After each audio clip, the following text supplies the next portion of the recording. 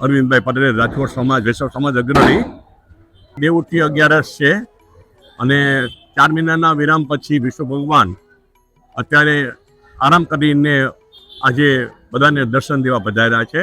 આ રાજકોટની અતિ પ્રાચીન, લગભગ 275 વર્ષ પ્રાચીન જૂની બાલકૃષ્ણલાલજી હવેલી છે અને આ હવેલીમાં આ નિધિ સ્વરૂપ અહીંયા શ્રી બાલકૃષ્ણલાલજી અને સાથે સ્વામિનીજી પણ બિરાજે છે.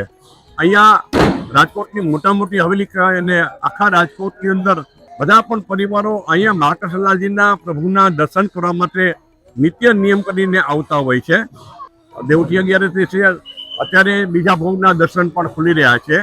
આજે જાગરણ છે અને આ જાગરણનો પહેલા ભોગ અને બીજા ભોગના દર્શન ખુલી ગયા છે અને સવારે 4 વાગે મંગળા થશે અને 6:30 વાગે રાજભોગ અને તિલકની ઝાંકી થશે. રાજકોટની આ નિધિ સ્વરૂપ જે છે બાલકૃષ્ણ હવેલી, એમાં પ્રાચીન ગૌશાળા પણ છે, જ્યાં ગૌમાતાઓ લગભગ 18 થી 20 ગૌમાતાઓ પણ છે અને સાથે સાથે અહીંયા પુષ્ટિ માર્ગના જે પુસ્તકો હોય, ગ્રંથો હોય, એની એક લાઇબ્રેરી પણ છે અને અતિ પ્રાચીન આ જે હવેલી છે એને નીચે પણ આ મોટા સંકુલમાં અહીંયા પરિક્રમા કરવા માટેનું પણ એક સુંદરમય વ્યવસ્થા છે અને મુખિયાજીનો પરિવાર છે એ ઠાકોરજીને લાડ લડાવવામાં ખૂબ જ કાર્યરત રહે છે.